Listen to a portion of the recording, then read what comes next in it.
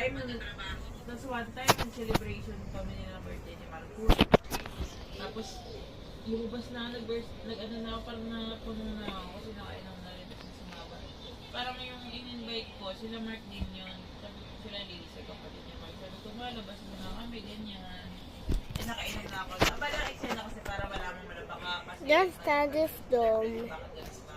Kumbaga, may ship ako ngayon. Bukas birthday ko. So, ship ko, umaga. Tapos umaga ng pag 9 or 6 a.m. out ko sa work. Prepare na ako kasi birthday ko, di ba?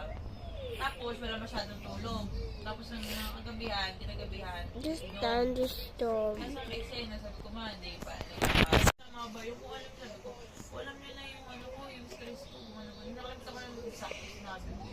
Ganun eksena ko dahil. Talaga napuno na ako kasi, alam mo yun, parang pilit pa na mag-alaga. Or, hindi naman totally. Alam mo na, bigyan naman ng araw na, ano, kahit kay mama, di ba po naman niya yun. Tapos yung... Oh no! Disquagin na mo. Kasi kay mama, hindi talaga ako sabihin mo na hindi ako humihingi mama ng tulong financial.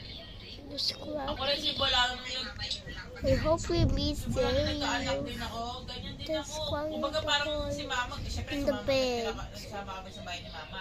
Never akong nag-ask, siguro yung natitirhan kasi And nga, in the floor. conflict kami ni nanay niya sa kawodan tayo, talaga So sabi ko, window.